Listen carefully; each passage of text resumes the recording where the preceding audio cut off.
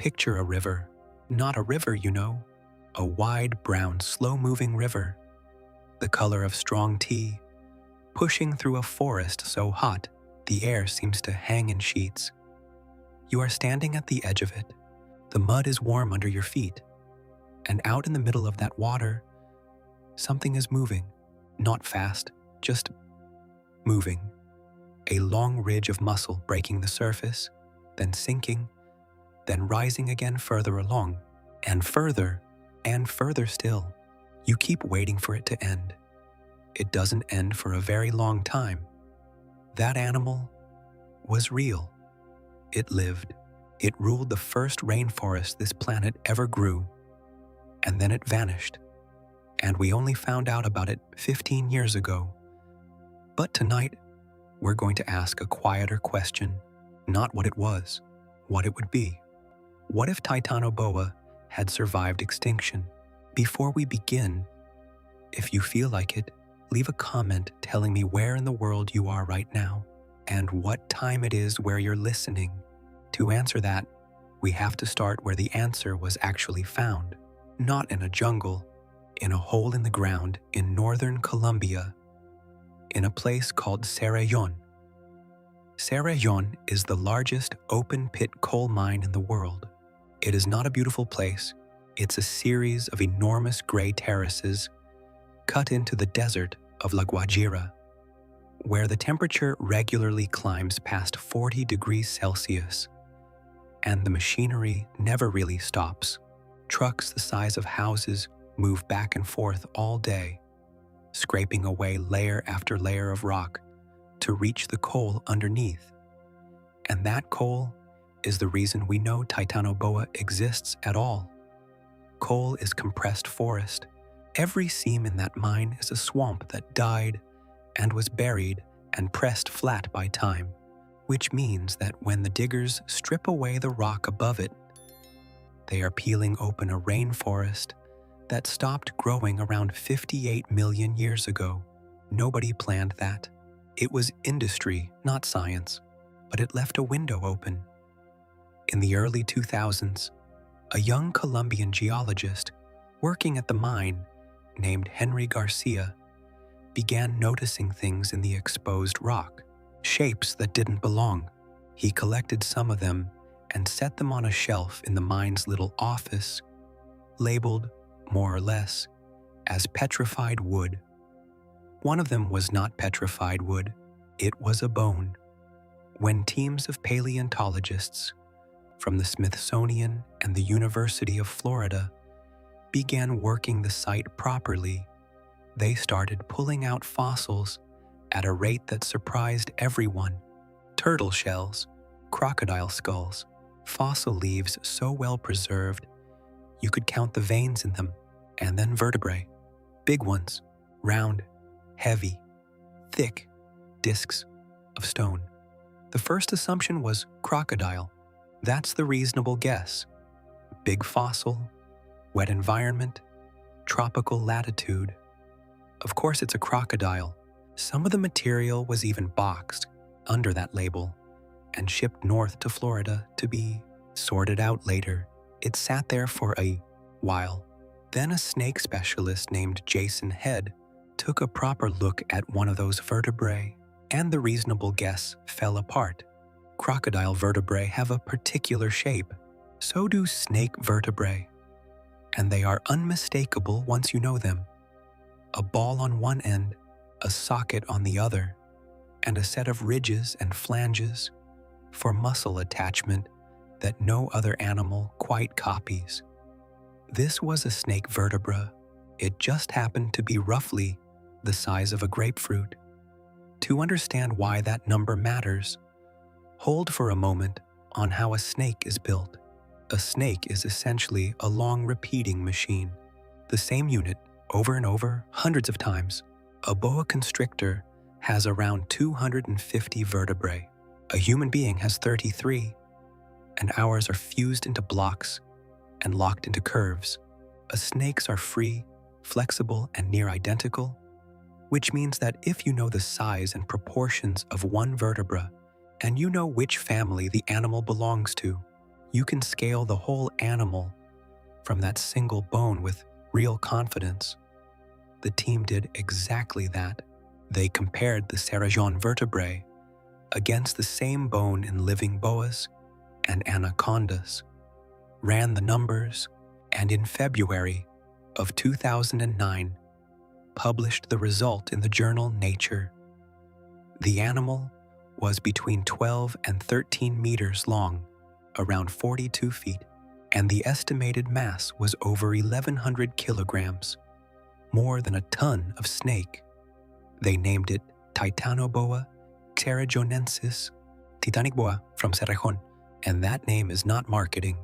It genuinely is a boa, not a python, not a sea serpent, not some strange evolutionary side branch with no relatives left. Titanoboa sits inside the same group as the boa constrictor, curled up in a glass tank in somebody's living room, and as the green anaconda still moving through the flooded grasslands of Venezuela tonight. Same family tree, same basic body plan, same way of killing, just scaled up until it stops feeling reasonable. Here's the detail that tends to stay with people. Titanoboa did not simply grow longer. The way a garden hose gets longer, it grew thicker in proportion. At its widest point, roughly a third of the way down the body, the animal was around a meter across, which means that if Titanoboa were lying flat on the floor of the room you're in right now, at its thickest section, the top of its body would come up somewhere around your waist, not the height of the snake's head, the height of its middle, at rest, doing nothing at all. You could not step over it. You would have to climb. And the world that produced this thing was not the world of the dinosaurs. That's the part people get wrong most often. Titanoboa is not a leftover from the age of Tyrannosaurus. It came after, between 5 and 10 million years, after the asteroid struck the Yucatan and closed the Cretaceous. This snake was already sliding through the rivers of what is now Colombia. The great dying had happened. The ash had settled. The forests had grown back. And in that emptied world, something took the crown that the dinosaurs had dropped. That gap in time matters enormously, and we'll come back to it because it explains almost everything about why a snake this large was possible at all. The Sarajeon Rock also holds the oldest known rainforest in the Americas. Before those fossil leaves came out of that mine, we had almost no idea what a tropical jungle in this part of the world looked like in the deep past. We do now. It was recognizable. Legumes, palms, big waxy leaves with pointed drip tips, the ancestors of plants you'd still find standing in the Amazon. Familiar architecture. But the climate moving through it was not familiar at all. This was the Paleocene, one of the warmest stretches of the last 100 million years. No ice at either pole, sea levels high, rain almost constant, and the average temperature in that jungle sat somewhere around 30 to 34 degrees Celsius, not as a summer peak, but as the ordinary background state of the world, day after day, year after year, for millions of years. A greenhouse with no thermostat. And in that greenhouse, the reptiles got strange. The rivers held dirosaurid crocodiles, some slender-snouted fish hunters, others compact and heavy-jawed. There was a freshwater turtle called Carbonemys, with a shell around 1.5 meters long. A turtle you could not lift. A turtle the size of a small car. There were lungfish scaled up past anything alive today. Nearly every reptile in that ecosystem was pressing against the ceiling of its own body plan. Titanoboa pressed hardest, and it sat on top of all of it. When the Smithsonian eventually built a full-size replica of the animal, they made an interesting choice about where to put it, not alone in a quiet gallery, In 2012, they set it down in the middle of Grand Central Terminal in New York. Main concourse, rush hour, commuters streaming past on their way to the trains. People stopped, not politely. They stopped mid-stride, phones lowered, staring at a coiled shape that took up more floor than a car, trying to reconcile the word snake with the object in front of them. That's the correct reaction. That's roughly what a human nervous system does when it meets an animal its ancestors were right to be afraid of. And it leaves us with a question the fossil itself can't answer. A vertebrate tells you how big something was. It doesn't tell you how it moved, what it ate, how it went about the ordinary daily business of being the largest predator in its world. For that, we have to look at what this body was actually built to do. And the first clue lies in the one part of Titanoboa that we almost never find. The part we almost never find is the head. It sounds strange, given how much snake there is to fossilize, but a snake's skull is the opposite of its spine. The spine is solid, dense, repetitive, almost designed to survive burial. The skull is a delicate cage of thin bones, held together by ligament and cartilage, deliberately loose so that the whole structure can unhinge and stretch around something large. When a snake dies, the skull is usually the first thing to come apart. Scatter it across a floodplain, let the river work on it for 58 million years, and you get nothing. So for several years, Titanoboa was a body without a face. Paleontologists had a spine, ribs, a mass estimate, a length, and no idea what the front end looked like. Then, working through the Sarajevo material, the team began finding fragments, a piece of jaw, part of a brain case, eventually enough to reconstruct the head of the animal with reasonable confidence. And when they did, the reconstruction came out at around 40 centimeters long, roughly the length of your forearm from elbow to fingertip. A head that size, on a body that heavy, is proportionally rather modest. Snakes never build big heads because they don't need them. The mouth is a doorway, not a weapon. But the teeth were a surprise. Titanoboa had more teeth than a modern boa, and they were arranged in a way that boas don't quite manage, including teeth set along the roof of the mouth. In living snakes, that pattern points in a particular direction. It's the equipment of an animal that grips slippery things, things that thrash and twist and try to slide backwards out of a mouth. Fish, which quietly rearrange the whole picture. The instinct is to imagine the largest snake that ever lived hauling down enormous land animals at the water's edge, and it may well have done that when the chance came, but its skull suggests something less theatrical and far more efficient. A river specialist, hanging in the current, working through a jungle waterway, thick with lungfish and huge bony fish and juvenile crocodiles, taking whatever passed within reach of a body it barely had to move. Now let's put that body against things you actually know. 12.5 meters.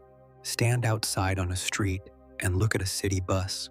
That's your snake, nose to tail, with a little to spare. Not a bus length as a figure of speech. An actual bus, the kind you've stood beside 100 times, without thinking about it, doors hissing, engine idling.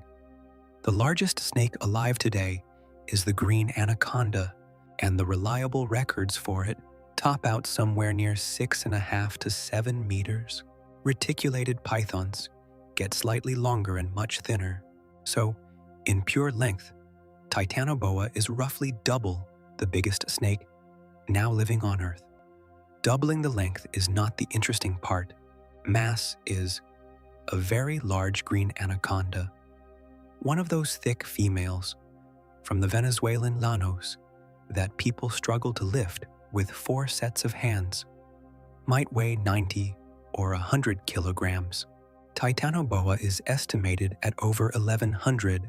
That is not twice the animal. That's more than 10 times the animal. 1,100 kilograms is a small car. It's a grown horse. It's a concert grand piano. And if you've ever watched people try to move a grand piano through a doorway, you have some sense of the problem, except this one is alive, and it's not a rigid box. It's a single continuous rope of muscle that can move every part of itself independently. To give you a sense of scale in the way that actually lands, if you laid Titanoboa across a tennis court from one baseline to the other, it would not fit. It would need the runoff space behind the line as well. And the thickness is where people's intuition breaks completely. 1 meter through the middle. Reach your arms out and make a circle in front of your chest. Fingertips just barely touching. Now imagine that circle filled entirely with muscle. That's a cross-section. That's one slice through the animal. And there are hundreds of such slices in a row, each one hinged to the next, each one able to contract. Because here's what a snake really is. Underneath the skin, it's almost nothing but engine. In you, muscle mass is distributed around limbs that do specialized jobs. In a snake, the limbs are gone, and everything that would have gone into arms and legs and shoulders and hips has been folded back into the trunk, layer on layer of interlocking bands running the length of the body, thousands of small tendons tying vertebra to rib to skin so that any section can stiffen into something close to a steel cable while the section beside it stays soft. That's what constriction is, not crushing bones. Living snakes were studied carefully on this, and the mechanism turned out to be more elegant and more final than the old story. The coils simply tighten a little each time the prey exhales, taking up the slack, and the pressure applied is enough to stop blood moving. Circulation fails before anything else does. It's quick, and it's quiet, and the animal being held doesn't struggle for long. Measurements taken from living boa constrictors show they can generate pressures well beyond what anyone expected from a snake of that size. Scaling that up to a body of Titanoboa's mass gives figures often quoted around 400 pounds per square inch, an estimate, not a measurement, and it should be held loosely, but the direction is clear enough. Nothing that ended up inside those coils was getting out by strength. Not a crocodile, not a turtle, certainly not you. For a long time, the record for the largest snake ever found belonged to a different animal, Gigantophis, from the Eocene of Egypt, described more than a century ago, and estimated at around 10 meters. It held the title for the better part of 100 years. The 2009 Xerion paper ended that quietly, the way records usually end in paleontology, not with an argument, just with a bigger bone. And Titanoboa's own crown may not be entirely secure. In April of 2024, researchers at the Indian Institute of Technology, Roorkee, published a description of vertebrae recovered from a lignite mine in Gujarat, in western India. Same story, oddly, a mine, coal, an accidental window into a hot ancient world. They named the animal Vasuki indicus, after the serpent king coiled around the neck of Shiva. The estimates ran from around 11 meters to as much as 15, though the upper end of that range carries a lot of uncertainty, and the debate over how to scale these things from partial spines is genuinely unsettled. Two enormous snakes on two different continents, tens of millions of years apart, both found by machines digging for fuel. It suggests we may simply be sampling the world very thinly, and that the biggest snakes of the past are mostly still underground. But there's one more thing about Titanoboa's size that isn't really about size at all. At that mass, an animal stops being able to change its own temperature quickly. A small snake in the morning sun warms up in minutes. A body of 1,100 kilograms takes hours to gain heat and hours to lose it, which means Titanoboa would have lived at a very stable internal temperature, effectively warm all the time, not because it generated heat, but because it was too large to cool down. Biologists call that mass homeothermy. It's the same trick that keeps a leatherback turtle warm in cold northern water. That stability is a gift. It means constant digestion, constant muscle performance, no long shutdown at night. But it is a gift with a condition attached, and the condition is the world outside. The original 2009 paper made exactly that argument in reverse. Because cold-blooded animals in hot climates can grow larger, the existence of a snake this size was itself evidence that the Paleocene tropics ran at around 30 to 34 degrees. Other researchers pushed back almost immediately, arguing that at the top of that range, the animal would have cooked from the inside and that the real figure must be a little lower. Either way, both sides agreed on the underlying point. This animal was not merely living in a hot world, it was made of one. And that is the thread we need to pull on next. Because a body built out of a climate has a very specific weakness. It doesn't have to be hunted, it doesn't have to be beaten by anything. It only has to be left behind when the weather changes its mind. Picture the animal doing nothing, because that's what it did most of the time. A snake of that mass on dry land is an awkward proposition. There are no legs to lift it, so every centimeter of forward movement has to be paid for by the body itself. At Titanoboa's size, the most likely landgate wasn't the S-shaped slither you imagine. It was rectilinear motion, the slow caterpillar-like creep that big pythons and anacondas use, where the belly scales are drawn forward in waves, and the animal advances in a straight line like a freight train made of muscle. Effective, utterly unhurried. On open ground, it would have moved at roughly the pace of a person strolling and thinking about something else. But put that same animal in water, and everything inverts. Water carries the weight. 1,100 kilograms becomes almost nothing when it's neutrally buoyant, and suddenly, all that muscle isn't fighting gravity anymore. It's pushing against a fluid, which is exactly what a long, flexible, laterally compressed body is best at. Titanoboa in a river would have been quick, quiet, and nearly invisible. Anacondas today can hold themselves just beneath the surface, with only the nostrils and eyes breaking through, and stay that way for a very long time because a resting reptile needs remarkably little air. So the honest picture of Titanoboa's ordinary day is not a rampage. It's a submerged log that happens to be paying attention. The Sarajon rivers gave it a great deal to pay attention to. There were dirosaurid crocodiles in that system, a whole family of them, which is unusual in itself. One, Acherontissuchus, ran to around 4.5 meters, a long-snouted river hunter that made its living on fish.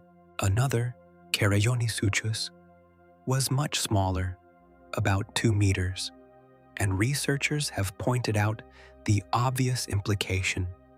At that size, It wasn't a rival, it was food. Somewhere in those waterways, the largest snake in the world was eating crocodiles, and the crocodiles had no realistic answer to it. There were turtles too, and they were absurd. Carbonemes, with a shell 1.5 meters across, puente mais, almost perfectly circular, built like a manhole cover. And there's a reasonable argument that the shape was defensive, that a wide flat disc is genuinely difficult to swallow, and that a few of those turtles were round precisely because something enormous kept trying. And underneath all of it, fish, lungfish, gar-like predators, big bony things moving through tea-colored water in numbers we can barely imagine. Because a permanently warm, permanently flooded, lowland produces biomass at a rate no modern temperate river approaches. This is where the fish teeth start to make sense. A specialist doesn't need drama, it needs abundance. As for how often it ate, probably far less than you'd guess.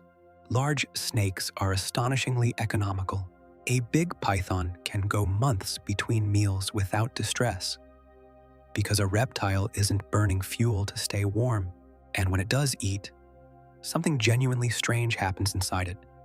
In the 1990s, researchers studying Burmese pythons found that the animals essentially switch their own bodies off between meals. The gut shrinks, the digestive organs shut down. Then, within a day or two of swallowing something, the intestine can more than double in mass. The liver swells, metabolic rate leaps by a factor of 10 or more, and the detail that still surprises people, the heart itself grows larger by around 40% and then shrinks back down again once digestion is finished. Titanoboa was running that same machinery at 1,000 kilograms. A single large meal would have been followed by weeks of near total stillness, the body quietly rebuilding its own organs, generating so much internal heat during digestion that the animal would have needed the water simply to keep from overheating. Reproduction we can infer with reasonable confidence. Because boas don't lay eggs, they give birth to live young. The mother holds the developing offspring internally and delivers them fully formed, which in a jungle floodplain is a considerable advantage since there's no nest to flood and nothing to leave unattended. A large anaconda can produce 20 or 30 young at a time, each already close to 1 meter long and entirely self-sufficient from the first minute. Scale that. A newborn Titanoboa might have entered the world at 2 or 3 meters, arriving on day 1, larger than most snakes alive today ever become. It would have received no care, no instruction, nothing. It would have simply slid off into the water and started hunting. And there's a quiet detail worth sitting with. Snakes don't hear the way you do. They have no external ear at all, but they feel. The lower jaw rests against the ground and picks up vibration, transmitting it through bone to the inner ear. So an animal like this reads the world partly as tremor. Meanwhile, the tongue flicks out, collects airborne molecules, and delivers them to a sensory patch in the roof of the mouth. That's what the forked shape is for. 2 samples at once, one from each side, so the animal can tell which direction a scent is stronger and steer up the gradient. Titanoboa did not chase things across the landscape. It sat inside a slow river of information. Vibration through the jaw, chemistry on the tongue, and waited for the information to become worth acting on. It held that position for millions of years. So what took it away? Nothing did. That's the part that always feels unsatisfying. There was no asteroid this time, no eruption, no rival predator that arrived and won. What happened to Titanoboa was slower and more ordinary than any of that. The planet cooled down. The Paleocene greenhouse it evolved inside was not permanent. After a final enormous heat spike, the world entered a long, uneven decline. Around 34 million years ago, ice began forming over Antarctica for the first time in ages. And once ice exists, it changes everything. It reflects sunlight, it locks up water, it drops sea levels, it drags the whole system further down. The tropics stayed warm, but not that warm. The wet season and the dry season separated out. Vast permanent swamps became seasonal wetlands. Forests thinned, and grasslands spread. And at the same time, South America itself was being rebuilt. The Andes were rising along the western edge of the continent, and as they rose, they dammed and redirected the drainage of an entire landmass, eventually turning the interior into an inland wetland system, and then, much later, carving out the Amazon as we know it. Rivers that had run one way for tens of millions of years began running another. For an animal whose body size was underwritten by constant heat and permanent water, none of this had to be dramatic to be fatal. It only had to be persistent. Each generation, the ceiling on possible body size came down a fraction. The giants stopped being viable, and their smaller relatives, the ones that could handle a dry month, a cool night, a shrinking river, simply kept going. They're still going. The green anaconda in the flooded llanos and the boa constrictor in the dry forest are Titanoboa's family, still doing the same job with the same equipment, just built to the specifications of a colder world. Titanoboa didn't lose a fight. It got outlived by the weather. So that is what really happened. But tonight, let's imagine that it didn't. Let's take the single thread that snapped. The heat, the water, the endless swamp. And let's not snap it. Let's say a pocket of that world held on, a basin that never dried, somewhere in the low center of South America, warm and wet and stable, while the rest of the planet cooled around it, a refuge, small at first, enough. Because if that happens, the snake doesn't have to change. It only has to stay. And a lineage that stays is a lineage that keeps meeting new worlds. Different rivers, different neighbors, different rules for the next 58 million years. The first of those new worlds is already coming within a few million years of the Guarajon forest. South America is about to fill up with mammals unlike anything on Earth today, and they have never had to deal with something like this. The refuge holds. Picture it as a low, closed bowl in the middle of a continent, a place where the water has nowhere to go and the rain never really stops, ringed by higher ground that keeps the cooling world at arm's length. Continents do produce places like this.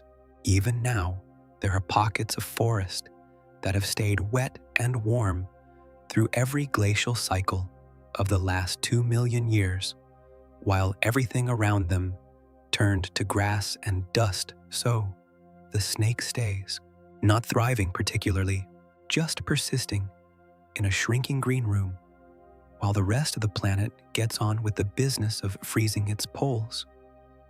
Millions of years go by like that, and they go by quietly because nothing much needs to change. A body that works doesn't get redesigned.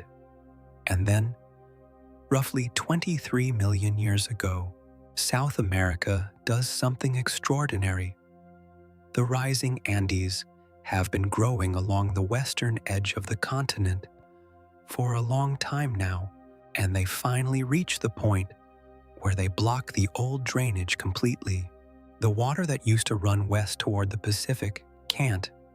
It backs up It pools, and it keeps pooling until the entire western interior of the continent, what is now the upper Amazon basin, spread across parts of Peru, Colombia, Brazil, and Bolivia, becomes an enormous system of shallow lakes, swamps, and slow-braided channels. Geologists call it the Pebas system. At its greatest extent, it covered something on the order of 1 million square kilometers.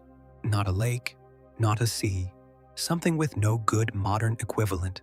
A warm, shallow, endlessly branching inland wetland, roughly the size of Western Europe, sitting directly on the equator, fed by constant rain, with almost no current and almost no edges. For most animals, that's an interesting habitat. For a semi-aquatic ambush predator built out of heat and water, it isn't a habitat, it's the promised land. And in our version of events, the door to it is open. The refuge population spills out into the Pebas, and within a few 100,000 years, nothing, geologically, Titanoboa is everywhere in it. But it does not have the place to itself, and this is where the story gets genuinely interesting, because the real Pebas was one of the most crowded predator communities the world has ever assembled. The dominant animal was a caiman called Purosaurus, not a distant relative of the caimans in the Amazon today. The same family, the same lineage, simply built at a scale that stops making sense. The largest species is estimated at somewhere between 10 and 12 meters, with a skull well over 1 meter long. A study modeling its bite force came out around 69,000 newtons, which is roughly 7 tons of pressure through the jaws, and is, by some distance, the strongest bite ever calculated for any animal. Alongside it lived Gryposuchus, a slender-snouted, gharial-like crocodilian around 10 meters long, working the fish, and beside that, one of the strangest reptiles ever found, Murasuchus, a caiman with a wide, flat, absurdly thin-boned snout like the bill of a duck, which almost certainly filtered small prey out of the shallows by the mouthful. 3 enormous crocodilians in the same water, each solving a different problem, none of them competing directly. There were turtles here too, and they had gone further than the ones at Carayon, Stupendomise, described in detail as recently as 2020, had a shell nearly 2.5 meters long and a body mass estimated over a ton. The largest freshwater turtle ever known.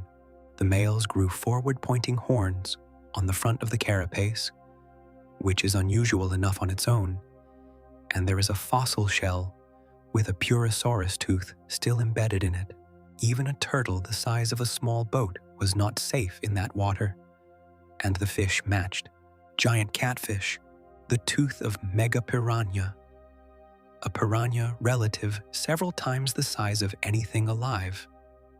So, where does a 12-meter snake fit into that? Not, in most cases, by fighting. This is the thing people usually get wrong about apex predators. They don't spend their time testing each other. An adult Purosaurus and an adult Titanoboa would almost certainly have avoided each other with great care, because there is no version of that encounter where the winner walks away undamaged, and a damaged reptile in a warm swamp does not last long. What separates them instead is method and timing. A giant caiman is a daylight animal in a real sense. It hauls out, it basks, it warms itself on a bank, it uses its jaws as the primary weapon and needs open space and leverage to thrash and roll. Titanoboa, at 1,000 kilograms, barely needs to bask at all. Its own bulk keeps it warm. which means it can hunt at night, in dense flooded vegetation, in shallow choked channels where a large crocodilian can't maneuver. It works the places the caimans can't reach, at the hours the caimans are sluggish, and its killing method is entirely different. A crocodile's attack is explosive and brief. A snake's is slow, total, and dependent on contact rather than force. It does not need to outbite anything. It needs to get one grip and then close a loop, which is why the young are the real story. Purosaurus at 10 meters is untouchable. Purosaurus at 2 meters is a meal, and there were vastly more of them at 2 meters than at 10. The same is true in reverse. A hatchling Titanoboa, even at 2 or 3 meters, is well within reach of an adult caiman. So the two great lineages of the Pebas end up locked into something like a mutual arrangement.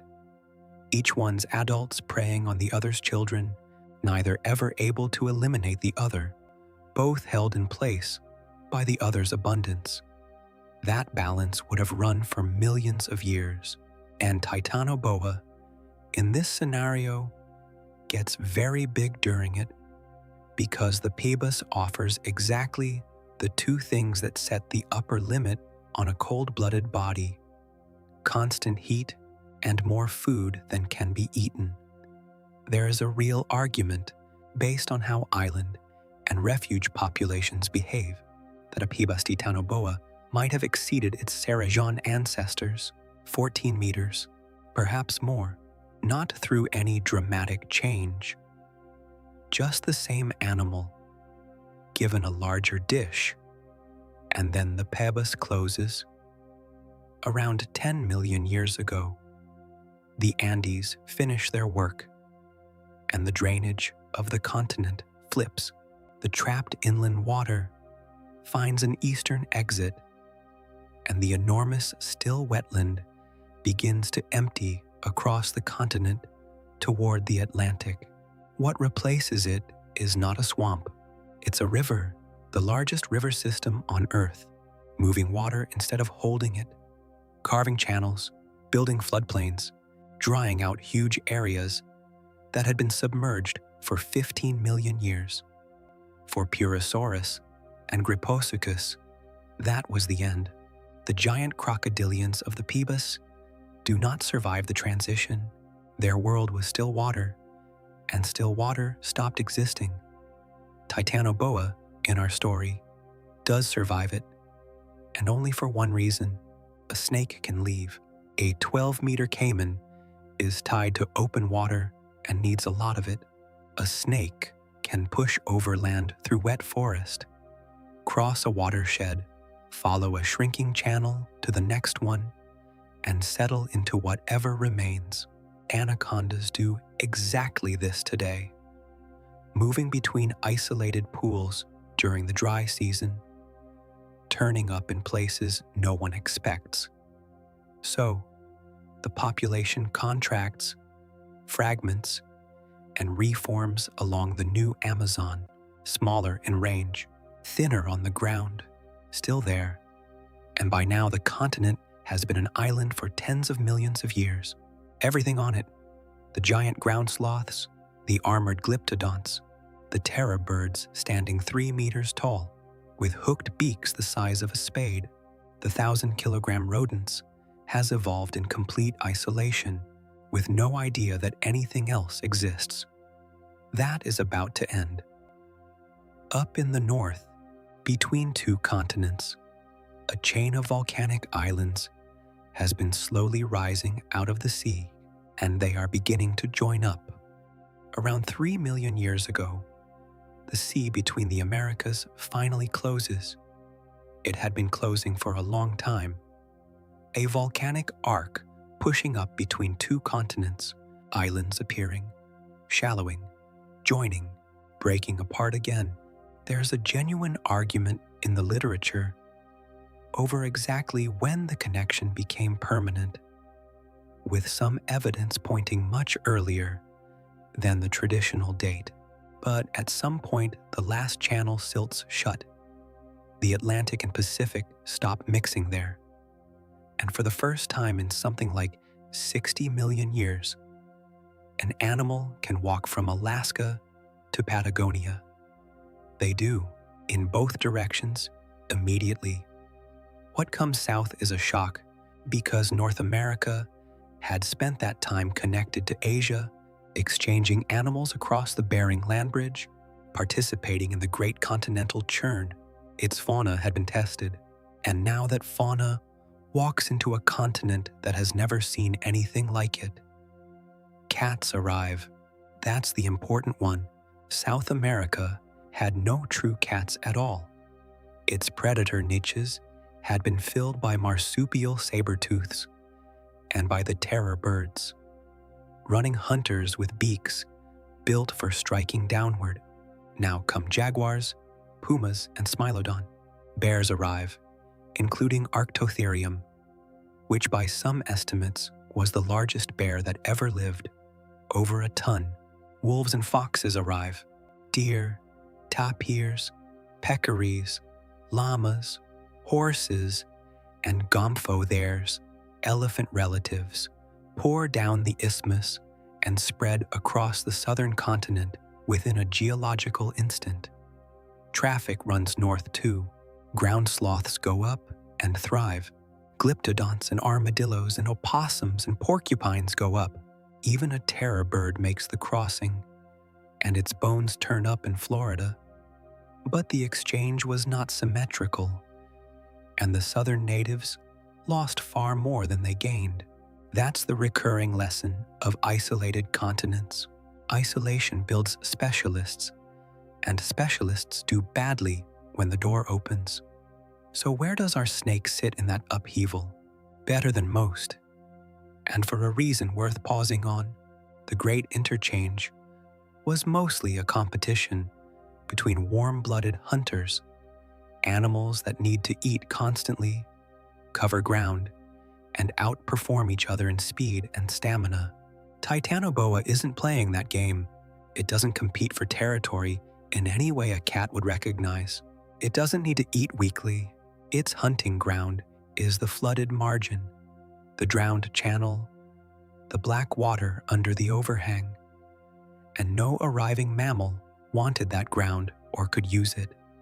What the newcomers do change is the menu. Suddenly, the riverbanks of South America are full of thick-bodied grazing mammals that have to come down to drink. Tapirs, peccaries, deer, young gomphotheres. For an ambush predator that specializes in the 2 meters of water closest to shore, that is an improvement and a new danger in one specific form. The jaguar is the only animal in this story that ever posed a real threat to an adult constrictor. Jaguars kill differently from other cats. Instead of a throat hold, they bite straight through the skull, and their jaws relative to size are extraordinary. Modern jaguars regularly take caimans and do kill large anacondas. A jaguar could not beat a full-grown Titanoboa. The mass difference is simply too great, and a cat that ends up inside a coil is finished. But a jaguar could absolutely kill a young one, a sick one, or one hauled out digesting in the wrong place.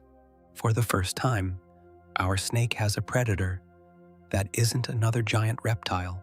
It has one that's clever, patient, and specifically good at killing things by the water. Then the world turns cold again, and this time it does it over and over. From around 2.5 million years ago, the planet enters the ice ages. Not one freeze, but a rhythm of them. Glacial periods separated by warm interglacials, cycling on beats of roughly 40,000 and later, 100,000 years. Ice sheets grind down over North America and Europe. Sea level drops by more than 100 meters at the peaks. The Amazon never freezes, but it changes considerably. Pollen recovered from lake sediment cores in the basin shows the glacial period rainforest was cooler by several degrees and noticeably drier, with cold-adapted plants growing at low elevations where they cannot survive today. Exactly how fragmented the forest became is still argued over, but almost everyone agrees the wet, warm core contracted and the dry margins expanded. For Titanoboa, every one of those glacial maxima is a bottleneck. Its population would pull back into the wettest, warmest pockets, the western basin near the Andean foothills, the permanently flooded lowlands, and sit there reduced for tens of thousands of years. Then the world warms, the forest expands, and the snake follows the water back out across the continent. Contraction, expansion, contraction, expansion, 20 times over 2 million years. That process leaves a mark, and it's worth being honest about what the mark would be. Body size in cold-blooded animals tracks climate closely, a lineage squeezed through 20 cold, dry bottlenecks does not come out the other side the same size it went in. The individuals that survive a bad glacial period are the ones that needed less food, less water, less heat, less time to reach breeding age, small pays, and when the warmth returns, size can come back, but never all the way, because each cycle prunes the extreme. So the Titanoboa that reaches the modern world in our scenario is probably not the 12.5-meter animal from the Sarayon mine. It's likely a somewhat smaller thing, perhaps 9 or 10 meters, perhaps 600 or 700 kilograms rather than 1,100, which sounds like a diminishment, right up until you place it beside anything alive, because that animal is still 50% longer and 6 or 7 times heavier than the largest snake on Earth today, and it is still, by a wide margin, the largest predator in the Amazon basin. The green anaconda is in this picture too, by the way, and the two would have sorted themselves out the way related predators always do. The anaconda takes the smaller prey, the shallower water, the seasonal pools, and the flooded grasslands. Titanoboa takes the deep permanent channels and the large prey. They overlap at the edges, and at the edges, Titanoboa occasionally eats anacondas, and neither of them thinks about it very much. By around 100,000 years ago, the picture is nearly modern. The rivers are where we would recognize them. The forest is the forest. Along the banks live giant ground sloths, the size of vans, glyptodonts under bone shells, toxodon, mastodons pushing through the undergrowth, and in the black water, unseen, the last lineage of the Paleocene is still lying just below the surface, doing what it has done without meaningful modification for 58 million years. It has survived an asteroid's aftermath, a greenhouse, a global cooling, the rise of a mountain range, the draining of an inland sea, the invasion of an entire continent's worth of mammals, and 20 ice ages. And then, somewhere between 20 and 15,000 years ago, something walks into the Amazon that it has never encountered. Small, slow, no claws, no armor, no size worth mentioning, standing upright, on 2 legs, in groups, carrying fire. There are painted rock shelters in the Colombian Amazon, on a range of hills called the Serranía de la Lindosa, where the ochre panels run for kilometers along the cliffs. Some of those paintings are thought to be around 12,500 years old, and among the handprints and the deer and the figures of people dancing, there are serpents, long ones, drawn out of proportion to everything else on the wall. Archaeologists argue about what those paintings show, and reasonable people disagree. But in the world we're imagining, There would have been nothing to argue about at all. So let's go there, not to the past, to a Tuesday. You wake before the light, in a room with a fan turning slowly overhead, in a small town on a tributary, somewhere in the western Amazon. The window has no glass in it, only a screen and a wooden shutter propped open on a stick. The air coming through is already warm, and it smells like wet earth and diesel, and green things breaking down. Outside, the town is doing what it does at that hour. A rooster, a radio somewhere, quiet, someone hammering. And underneath all of it, if you listen, the river. You go down toward the water, because everyone does. The river is the road, the market, the plumbing, the news. The bank is steep and cut into steps, and along the top of it there's a fence, not a decorative one, heavy mesh, 3 meters tall, dug into the ground at the base and turned inward at the top, running the whole length of the waterfront and out along the docks in 2 long arms. There are gates in it. The gates are latched. You've stopped noticing fences like this by now. In this world, every river town has one, the way every coastal town has a seawall. It's just infrastructure. Children climb on it. Someone has hung washing over a section of it. There's a faded municipal sign bolted to a post, the kind nobody reads anymore, with a silhouette on it and 3 lines of text about the hours when the gates are open. Down at the dock, inside the fence, the boats are already loading. You take a seat on a wooden bench near the bow of a slow ferry under a tin roof, and the engine starts with that heavy diesel knock that you feel in your feet before you hear it. The boat pulls out. The town slides away behind you, and the river opens up, brown, enormous, flat as poured glass in the early light, with mist sitting in the gaps between the trees on the far bank. There's a woman across from you with 2 crates of plantains and a phone she isn't looking at. There's a man asleep sitting upright. Nobody is nervous. This is a commute. But watch what the boat does, and you'll notice things.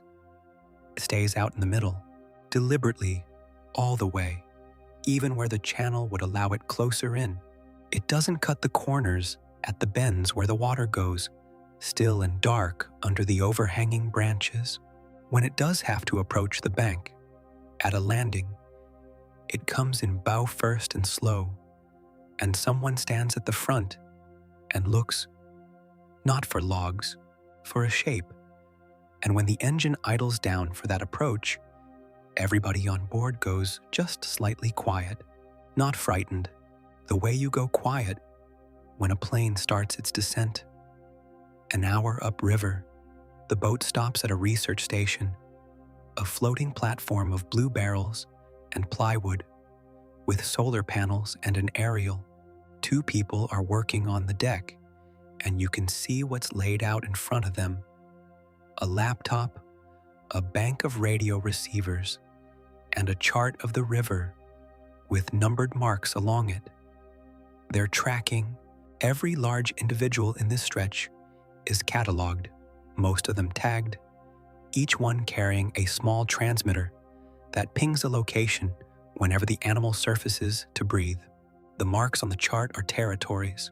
One of them, near the confluence, is circled twice in pen, and beside it, someone has written a name and a number. 14 years of records on one animal. They know where it is. That's the whole system, not fences alone, not weapons, knowledge. A predator that moves slowly and holds a territory for decades is, from a management point of view, one of the most predictable large animals on the planet. It doesn't roam. It doesn't wander into town. It sits in the same 3 kilometers of channel for its entire adult life. And the entire adult life is a long time. Midday, and the heat arrives properly, The light goes hard and white, the far bank shimmers, and everything living stops moving. You can feel the sun through the tin roof. Insects drone. The river surface goes the color of milky coffee and reflects nothing. This is the safest hour, and everyone knows why. A body that large, holding that much heat, does not want the middle of the day. It'll be down in the deep water, where the temperature is stable, or lying in the shade of a bank overhang, doing nothing at all, digesting something it caught 11 days ago. You watch two boys fish from the end of a floating platform, behind mesh, feet up, entirely bored. Late afternoon, the light turns gold and starts coming in sideways, and the river changes character completely. Fish begin working the surface. Birds come down. Kingfishers cut low across the water. And somewhere out of sight, a group of macaws makes an enormous amount of noise about crossing from one tree to another. The boat has moored for the night, tied off inside a fenced enclosure at a village landing, and you walk up the bank to where a few people are sitting outside with plastic chairs and glasses of something cold. And it's here, in the last of the light, that you see it, not close, 200 meters out, on the far side, near the mouth of a side channel, where the water goes black under the trees. At first, it's just a wrongness in the surface, a line where there shouldn't be one. Then a section of it rises slightly, and the light catches on wet scale, dark olive, with a pattern of blotches gone almost black with age, and you understand that you are looking at the middle of the animal, and that the middle is as wide as a car door. It doesn't do anything dramatic. There's no rush, no strike, nothing to make your heart go. It simply moves. A long, unhurried shift. One section sinking as another lifts, and the shape travels across the mouth of that channel for what feels like an unreasonable amount of time. Then a broad, flat head breaks the surface and holds there, and you can see the tongue come out. Twice. Slow. Two black threads tasting the air, sampling the evening on both sides at once, reading the bank the way you'd read a page, and then it's gone. No splash.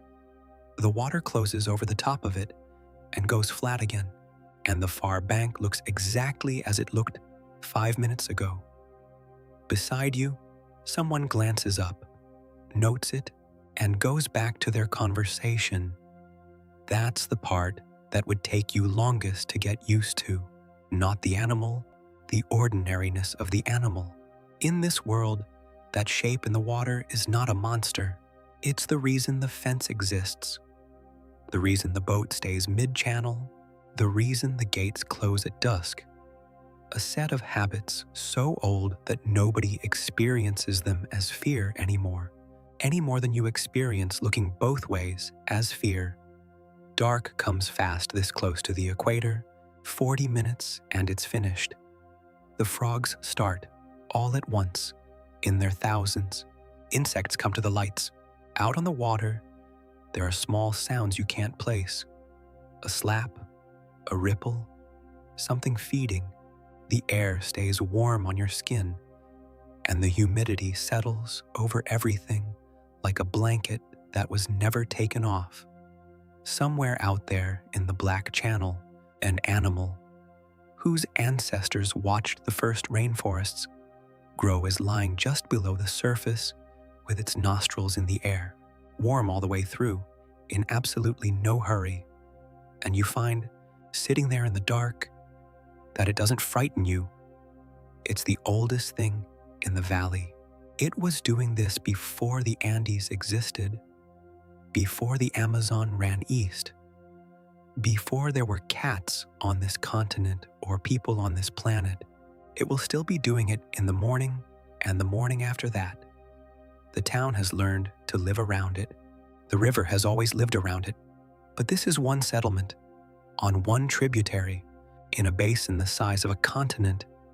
And this is a stretch where the animals are counted and named and mapped. Not everywhere has a station. Not every river has a chart. And the ones nobody is watching have been doing something else entirely. Start with the animal directly beneath it, because that's where the pressure lands first. The apex predator of the Amazon right now is the black caiman. A big one runs to 5 meters, occasionally a little more, and it holds the top of the food web in the basin's rivers and oxbow lakes. Put Titanoboa back into that system and the black caiman is no longer at the top. It's in the middle, and middle is a much harder place to live. The effect wouldn't be extinction, it would be a ceiling. Caimans grow throughout their lives, slowly, and the largest individuals are simply the oldest ones. Which means that if something in the river is reliably removing caimans, once they pass a certain size or forcing them out of the deep permanent channels, where they grow fastest, the population stops producing giants. You'd get plenty of caimans. You'd just stop getting 5-meter ones. The species gets younger, smaller, more numerous, and pushed toward the shallow seasonal lakes, where a very large snake has no reason to go. That single shift ripples further than you'd expect. Because caimans aren't only predators, there's real research showing they function as nutrient pumps, feeding in one part of a system and excreting in another, moving nitrogen and phosphorus around, fertilizing water that would otherwise be poor. Amazon blackwater is famously nutrient-starved. Change where the caimans concentrate and you change which stretches of river are productive at all. Now widen the frame to the bank. The most powerful thing a large predator does to a landscape usually isn't the killing, it's the fear. Ecologists talk about a landscape of fear. The idea that prey animals reorganize their entire lives around where they might be attacked, and that this reorganization reshapes vegetation, soil, and water long before any actual predation is counted. A riverine ambush predator creates the sharpest version of that landscape imaginable, because the danger zone is a line, 2 meters of water and 2 meters of mud. Everything that needs to drink has to cross it every single day, forever. So capybara stop grazing the water's edge in the loose, sprawling way they do now and compress into tight groups with lookouts, drinking in short bursts at the same few shallow, hard-bottomed places, tapirs, which today spend a great deal of time in water, wallowing, swimming rivers, even walking along the bottom, become far more reluctant about it. Deer and peccaries drink at midday, in the heat, when they'd rather not, because midday is the safe hour, and the vegetation notices. Riverbanks that are currently cropped, short by grazing, get overgrown in the places animals now avoid, and stripped bare in the few crossing points they still use. Overgrown banks hold soil, bare crossings erode. Multiply that across a basin with tens of thousands of kilometers of navigable channel, and you are slowly changing the shape of the rivers themselves. Some animals do worse than others. The Amazonian manatee is the one that likely doesn't make it. A slow, docile, 500-kilogram herbivore that spends its life in exactly the calm, vegetated, deep-margin water where a giant constrictor would live. There isn't a strategy available to it. In this world, the manatee is probably known only from fossils. Giant otters are a stranger case. They're social, loud, aggressive, and famously willing to mob a caiman as a family group. 5 or 6 of them, harassing something 10 times the weight of any individual until it leaves. Against a hauled-out, digesting Titanoboa, that mobbing behavior might actually work. Against one in deep water at night, it would not. You'd expect otter groups to be larger in this world, more vocal, and much more careful about where they den. Jaguars shift too, and the shift is subtle. The jaguar's modern hunting pattern is heavily tied to the water's edge. Caimans, turtles, capybara, animals coming to drink. Take that margin away, or make it expensive, and jaguars move inland and upward, hunting more peccary and deer in the terra firma forest, which increases pressure on those species, which changes seed predation, which over long enough spans changes which trees dominate. That's how it works. One animal in the water, and eventually, you're talking about the composition of the forest. But here's the thing that makes this scenario genuinely different from putting any large mammal predator into a system, and it's the most counterintuitive part of the whole picture. Titanoboa would barely eat anything, not as an individual event. A single meal is enormous, but averaged across a year, a large reptile is a vastly cheaper animal to run than a mammal of the same weight. A cold-blooded body doesn't spend energy heating itself, and heating is where most of a mammal's food goes. The standard comparison puts a reptile's energy requirement at something like 1/10 of a mammal's, sometimes less. Do the arithmetic on that. A 700-kilogram Titanoboa might need somewhere on the order of a couple of tons of food across an entire year. That's a handful of large meals, perhaps 8 or 10 significant kills annually for an animal the weight of a horse. A jaguar weighing 80 kilograms, less than 1/9 as much, kills something on the order of once every 4 or 5 days. Across a year, that's around 50 or 60 animals. So per kilogram of predator, Titanoboa is astonishingly light on the ecosystem, and that has an enormous implication because it means the Amazon could support far more of them than your instincts suggest. The limit on predator numbers is set by food, and this predator hardly uses any, which is how you arrive at a number that seems impossible. A basin like the Amazon, with its permanent channels, its flooded forest, its seasonal lakes, and its endless tributaries, could plausibly hold tens of thousands of adult Titanoboa without anything collapsing. 10, 20, 30,000 animals, perhaps more. Put that in weight and it stops being abstract. 20,000 adults at 600 or 700 kilograms each is something in the region of 14,000 tons of snake, distributed through the rivers of a single continent, most of it motionless at any given moment, almost none of it visible. And a population that large does something in death as well as in life.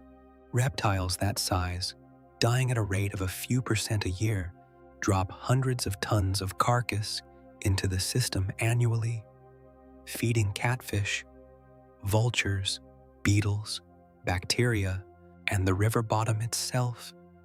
There would also be places where none of this applies at all, and the map of those places is drawn by temperature.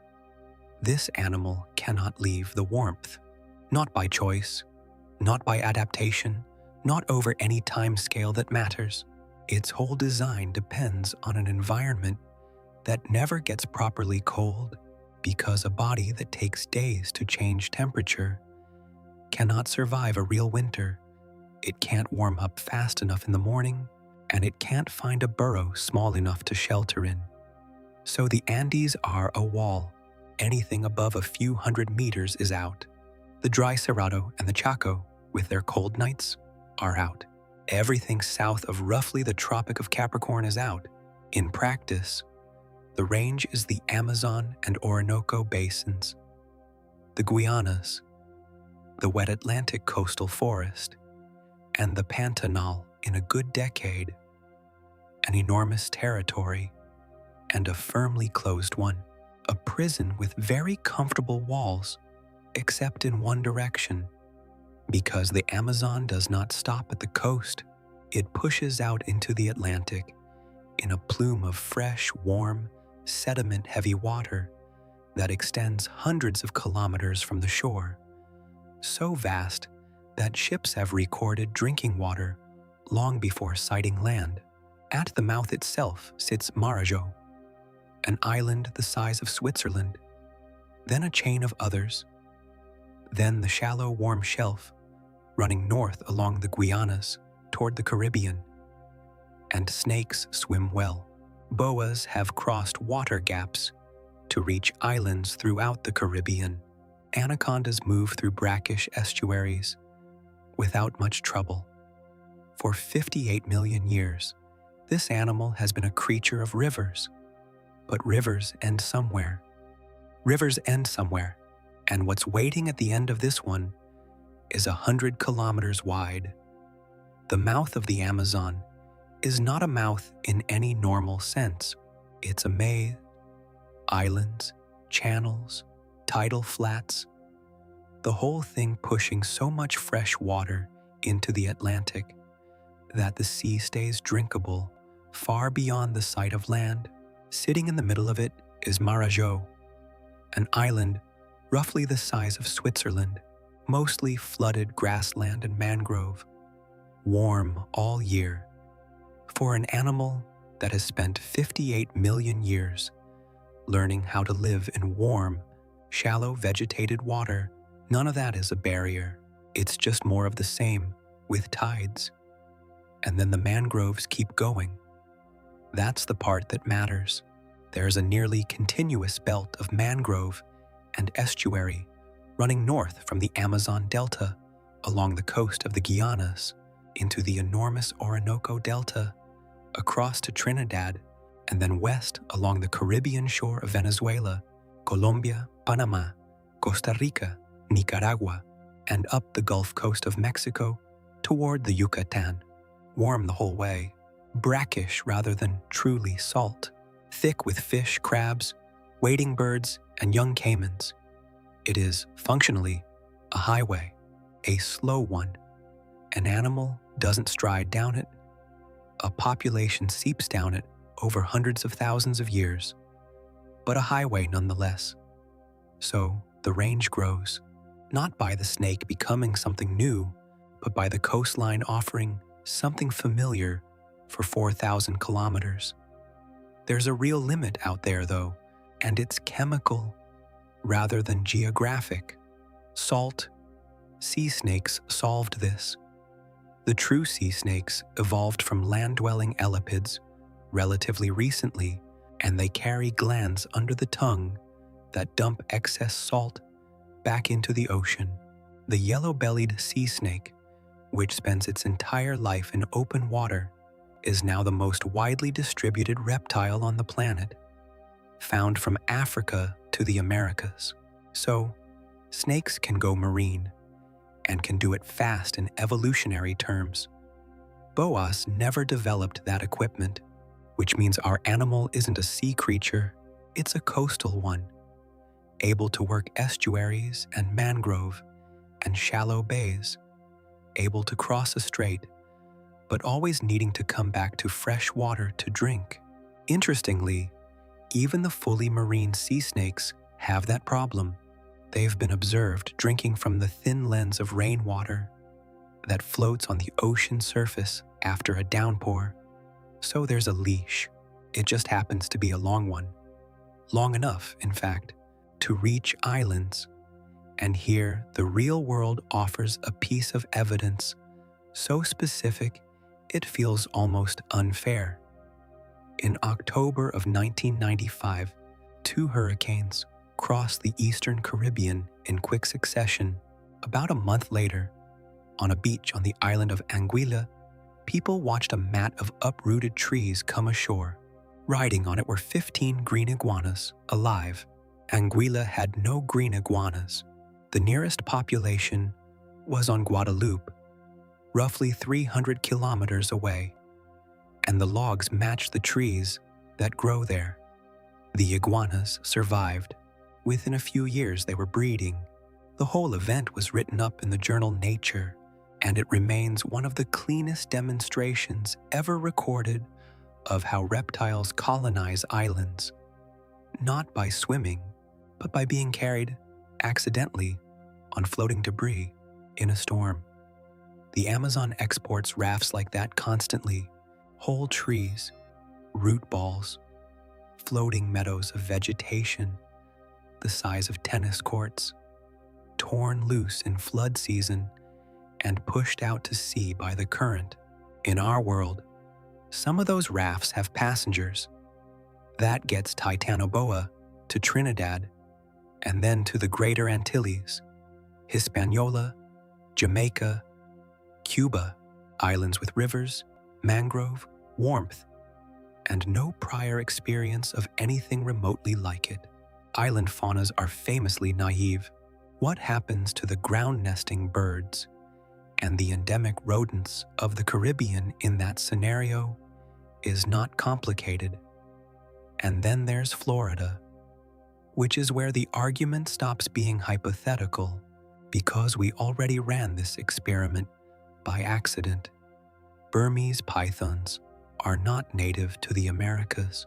They arrived in South Florida through the exotic pet trade, escaped or released, and by the early 2000s, they were established and breeding in the Everglades.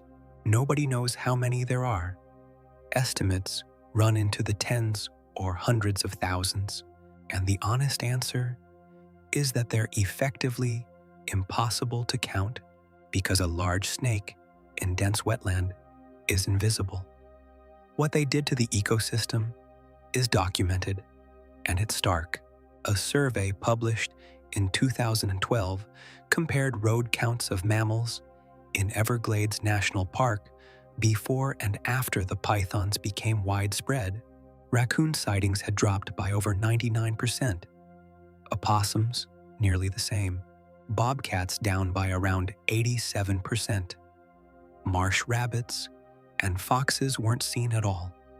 One introduced constrictor in one wetland quietly removed most of the medium-sized mammals from a national park.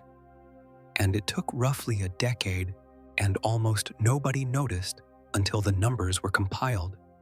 Now understand that the Burmese python maxes out at around 5 meters and 50 or 60 kilograms, and it's operating at the very cold edge of its tolerance in Florida, where hard freezes periodically kill large numbers of them. Titanoboa would find southern Florida marginal too. The winters would cap it, the frost line would hold it. But the Everglades case tells you exactly what a large constrictor does to a naive wetland fauna because we watched it happen. So the map fills in South America's tropical basins, the Caribbean coast up through Central America, the Greater Antilles, a precarious toehold in the southern tip of Florida, wiped out and recolonized every few decades by cold snaps, an entire hemisphere's warm coastline occupied by one lineage. And then, if you let enough time run, there's the last crossing, the one that sounds absurd until you look at what has already happened. The Atlantic between Brazil and West Africa is crossed by a steady westward equatorial current, which means, in the other direction, it's crossed by nothing convenient at all. And yet, the deep history of South America is built almost entirely on animals that made that trip in reverse. Monkeys did it. Every monkey in the Americas descends from African ancestors that arrived across open ocean on rafts somewhere around 40 million years ago. The capybaras and porcupines and guinea pigs did it too, from African rodent stock. Those aren't fringe theories. They're the mainstream explanation, supported by genetics and fossils both, and the only mechanism anyone has ever found that works is vegetation rafts and a lot of luck. If small mammals cross the Atlantic by accident, then across 58 million years and countless floods, the odds of one large, low-metabolism reptile making the same crossing are not zero. It needs almost nothing on the way, no food, because it can fast for months, not much water if it rains, and no company at all, because a female snake can store viable sperm for years, and in some species can reproduce without a male entirely. One animal, one raft, one arrival on a West African shore.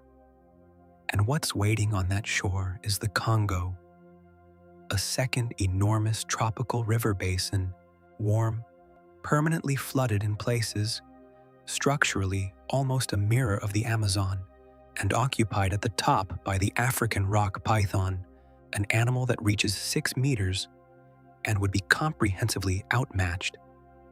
Give it a few 100,000 years, and the same story runs again on a different continent. Then the Niger Delta, the Zambezi, the Great Lakes.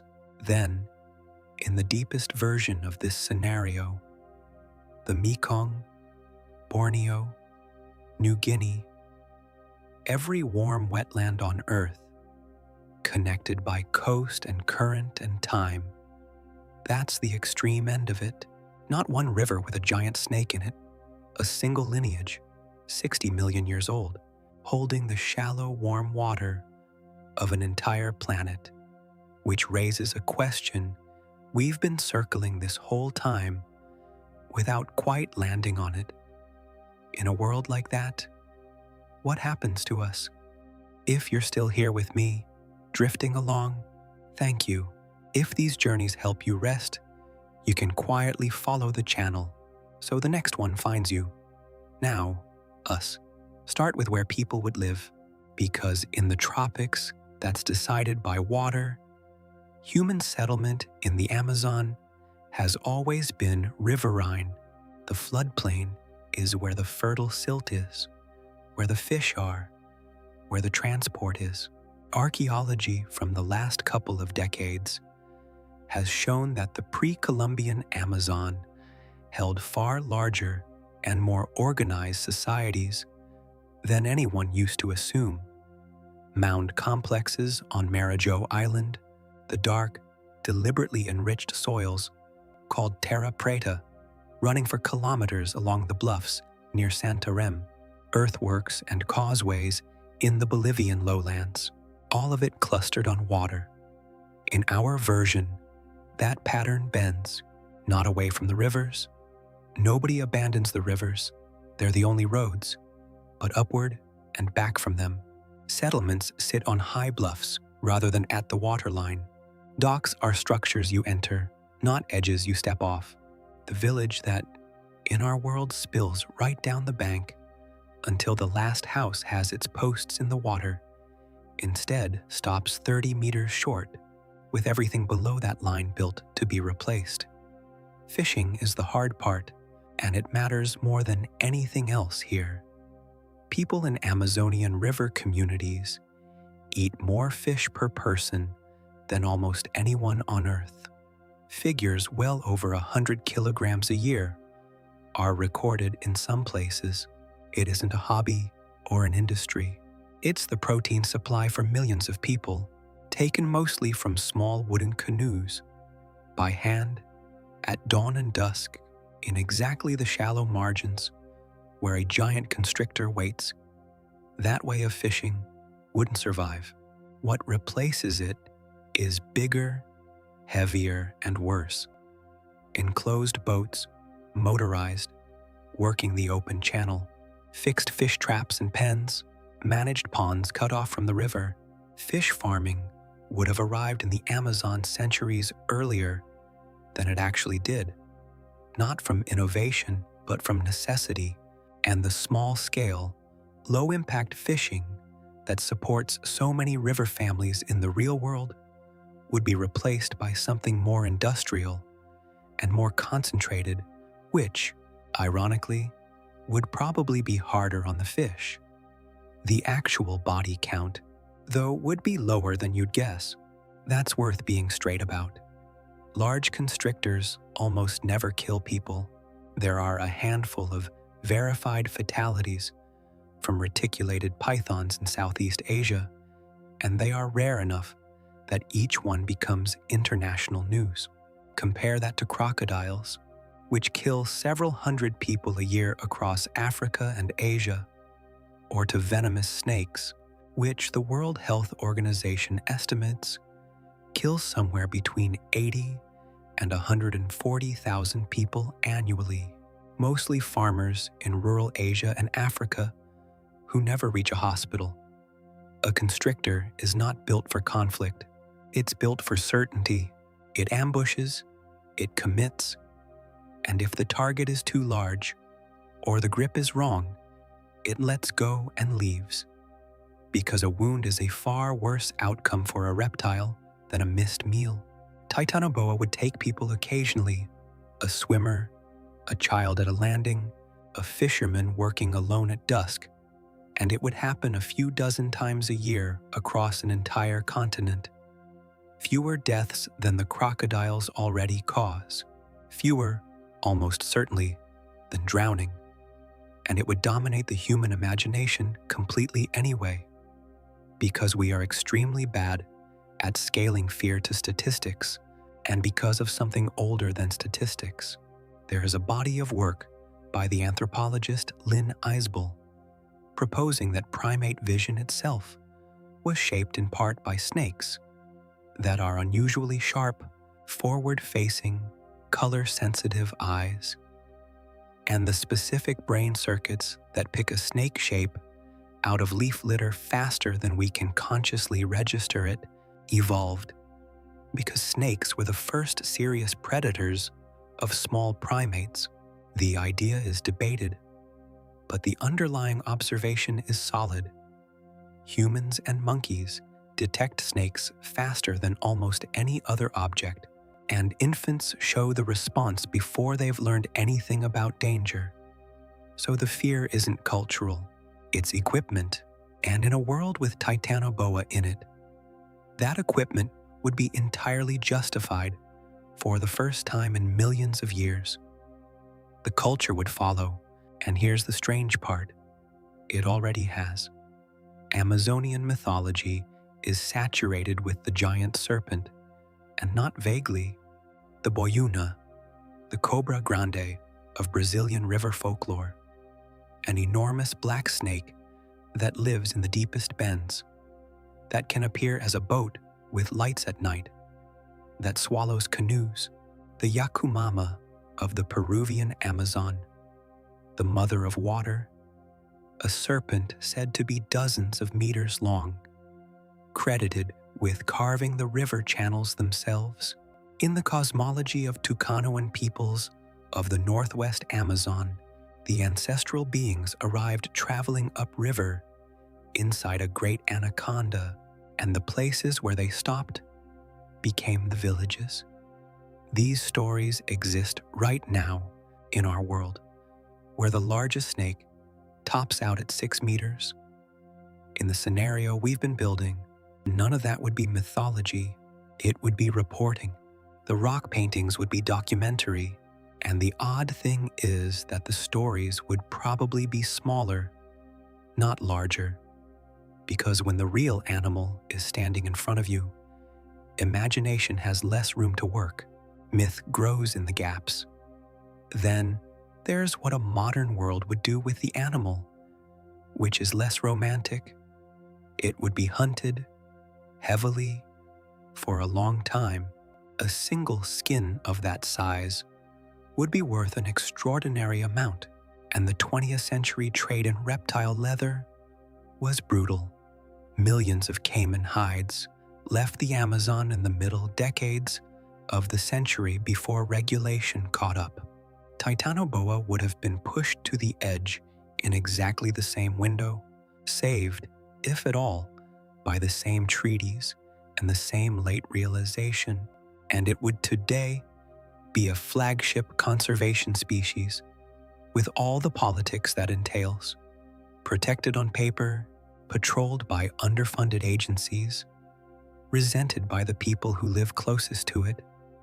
Because that resentment is the real texture of it, conservation of a large, dangerous animal is never mainly about the animal. It's about who bears the cost. In this world, there would be compensation schemes for lost livestock, arguments about culling in populated stretches, a government agency that relocates individuals, and a public that doesn't trust it, and a steady undercurrent of people who quietly kill one when they find it near a village and don't report it. There'd be tourism, obviously, viewing platforms, guided night trips, an entire regional economy built on a 2-minute glimpse of a shape in the water. And there'd be medicine. That sounds like a leap, but it isn't. The research on Burmese pythons, the way their organs swell and shrink around a meal, the way the heart grows by nearly half and then reverses, has been pursued specifically because it might teach us something about human cardiac disease. Researchers isolated the combination of fatty acids in python blood that triggers that heart growth and showed it produced healthy enlargement in mice. Similar work looks at how snakes regenerate their gut lining, how they tolerate enormous swings in blood chemistry, how they survive months without food without wasting away. Now imagine that same physiology running at 1,000 kilograms in an animal that lives perhaps 150 years. The interest wouldn't be academic. There would be entire research institutes on the Amazon devoted to a single species, and the questions they'd be asking would be about us, about hearts, about aging, about metabolism, about how a body can shut almost all the way down and start again. The largest predator on Earth, and the most valuable thing about it turns out to be its blood chemistry. That's the world. Fences and fairies, folklore and permits, fear that's mostly unearned, and habits that are entirely sensible. Except this entire scenario has been resting on one assumption we haven't examined. We assumed the lineage died out, and then imagined that it hadn't. But there is a version of that question that isn't hypothetical at all, because nobody has ever proved it did. Here's what we actually have of Titanoboa: bones from one mine, in one country, from a window of about 2 million years. That's it. Every specimen of the largest snake ever discovered comes from a single set of coal seams in northern Colombia, and if that mine had never been dug, if the coal had stayed where it was, or the seam had run in a different direction, we would have no idea the animal ever existed, not a suspicion, nothing. So when we say Titanoboa went extinct 58 million years ago, we are saying something more modest than it sounds. We are saying, this is the last date at which we have a rock in which it could have been preserved and in which it was. Fossilization is close to a miracle. Every time it happens, an animal has to die in the right place, be buried quickly enough to escape scavengers and decay, sit undisturbed under sediment for millions of years, while the chemistry cooperates, avoid being cooked or crushed by tectonics, then be lifted back to the surface by geology, then be exposed by erosion or excavation at exactly the moment in history when there happens to be a human nearby who knows what a snake vertebra looks like. Now consider where our animal would have lived for the rest of that story, rainforest. And rainforest is the worst fossil environment on Earth. The soils are acidic and dissolve bone. The vegetation cover means there are almost no rock exposures to survey. The rivers rework their own floodplains constantly. Paleontologists have barely been able to sample the Amazon at all. And what little we know of its deep past comes from riverbank cuts, road cuts, and, again, mines. So the honest position is this: the absence of Titanoboa fossils after the Paleocene is meaningful. And the reasonable conclusion is that the lineage genuinely ended. But it is not proof in the way people imagine proof.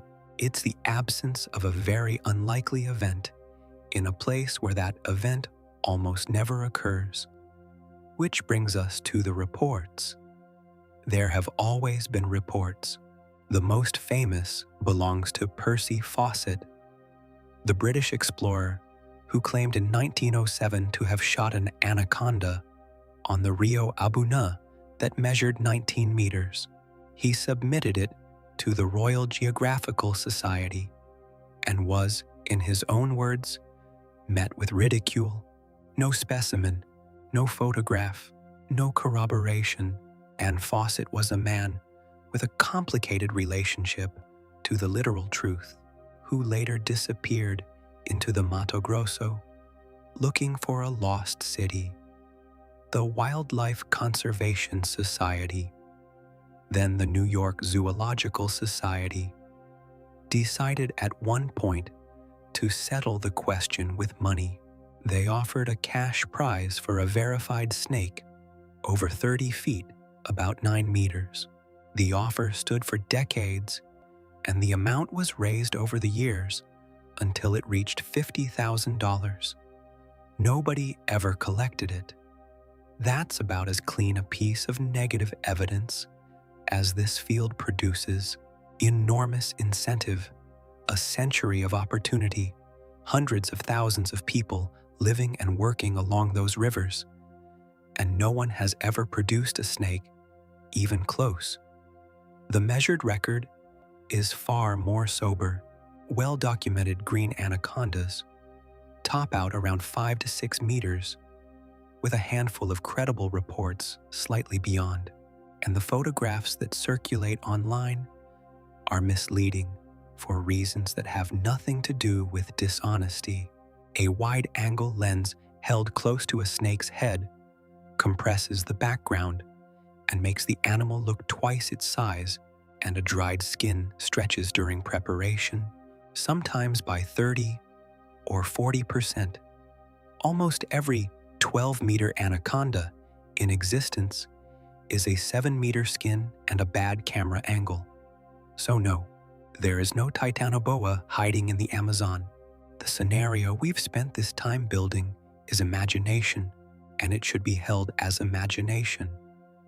And yet, the world keeps demonstrating that it isn't finished showing us things, and the examples are stranger than the myths. In 2021, scientists formally described a new species of baleen whale living in the Gulf of Mexico, Rice's whale. It grows to around 12 meters, almost exactly Titanoboa's length, weighs upwards of 20 tons, and lives in a body of water surrounded by one of the most industrialized, most heavily surveyed, most intensively fished coastlines on the planet. There may be fewer than 100 of them. Nobody recognized it as a distinct species until 3 years ago. A 12-meter animal off the coast of Florida and Texas, unnoticed. The giant squid was not photographed alive in the wild until 2004 and not filmed in its own habitat until 2012. Despite being known from carcasses for over a century, most of the ocean floor has still never been mapped at anything better than coarse resolution. Large land mammals turn up too. The saola, a horned bovid from the forests of Vietnam and Laos, was discovered in 1992, and almost nobody has ever seen a living one. The planet is not fully cataloged, it's just fully assumed. Then there's the other route, which people always want to ask about. Could we bring it back? The de-extinction field is real and moving quickly.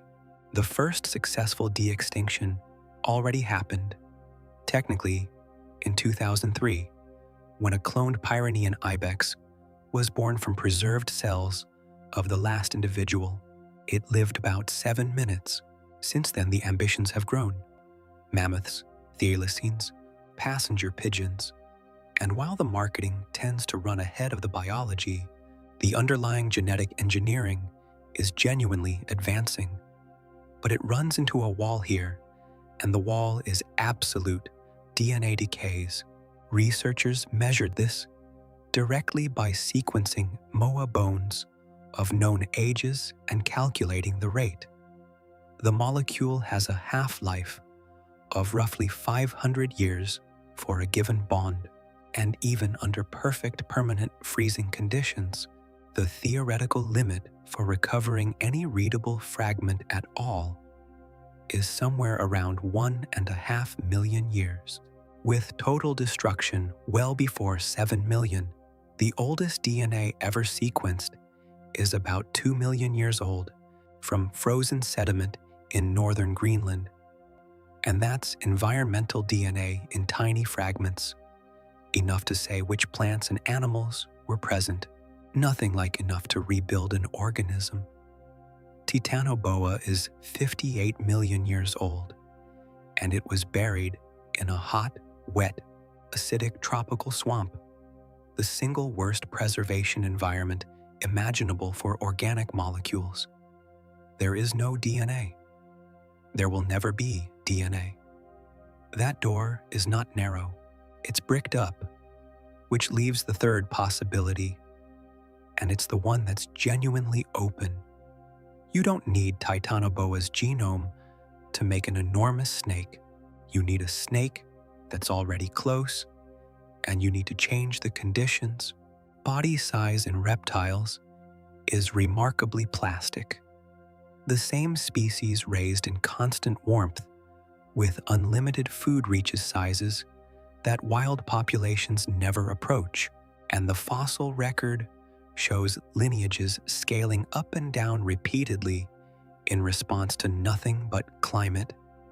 The green anaconda is Titanoboa's close relative with the same body plan.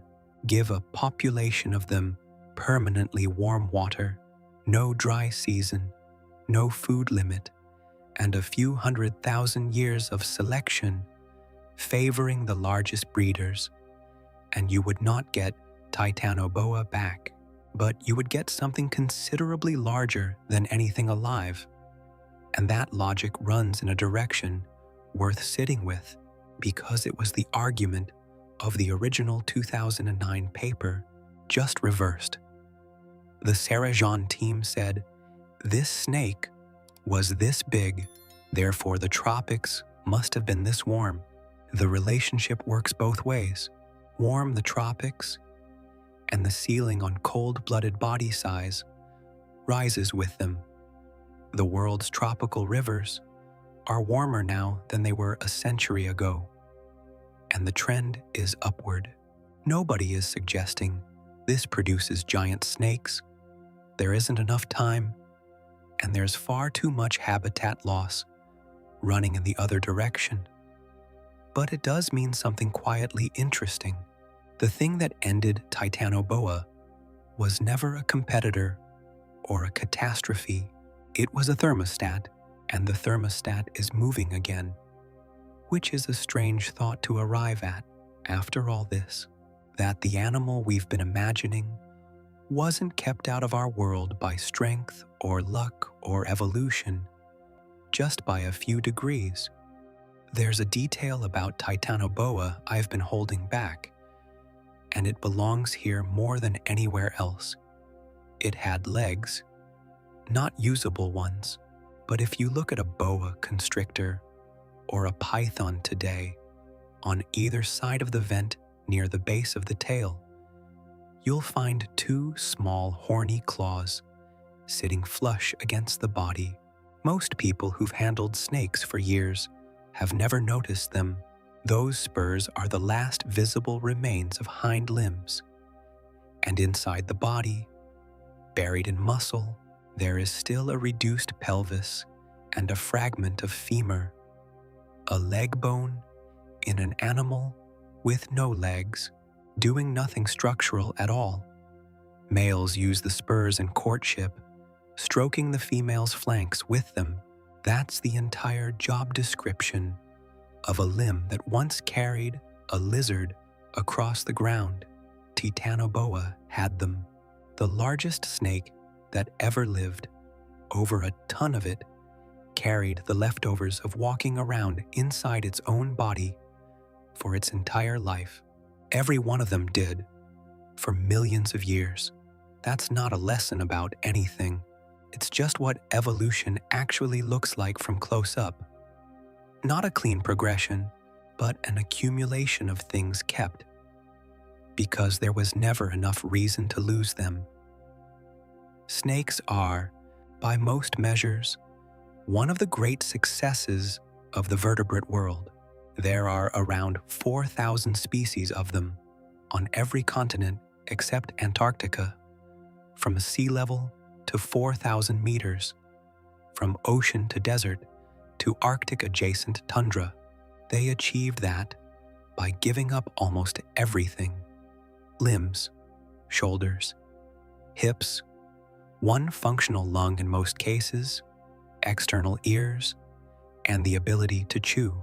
Whole systems abandoned, and the reduced form turned out to be more versatile than the complete one.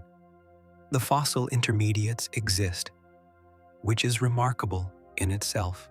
There are Cretaceous snakes with small but genuine hind legs, Najash from Argentina, Eupodophus from Lebanon. Animals caught in the act of losing something. They're not theoretical. You can look at the slabs. The thing that strikes me about Titanoboa isn't that it was huge, it's that it wasn't special. Structurally, it's an ordinary boa.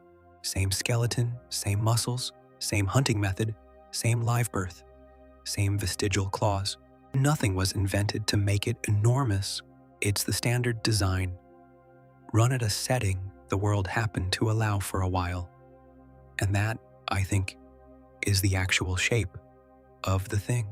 Size is not an achievement, it's a permission. The world hands out that permission when the conditions line up: heat, water, food, time, and it withdraws it when they don't.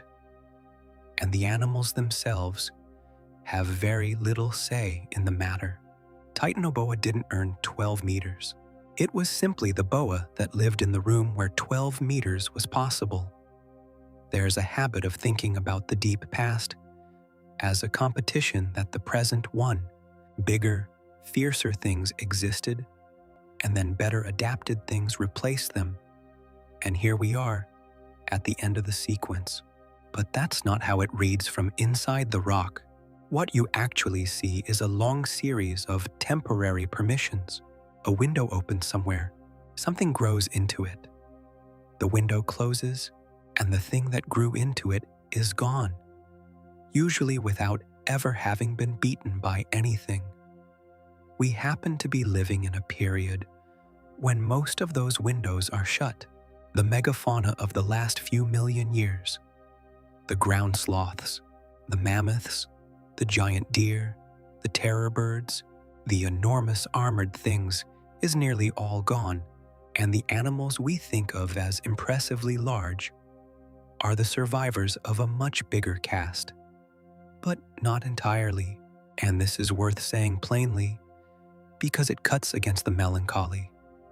The largest animal in the entire history of life on this planet is alive right now, not in the Cretaceous, not in the Paleocene.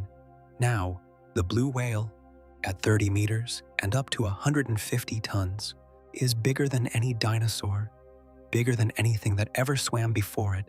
And it is swimming in the same ocean as us this afternoon.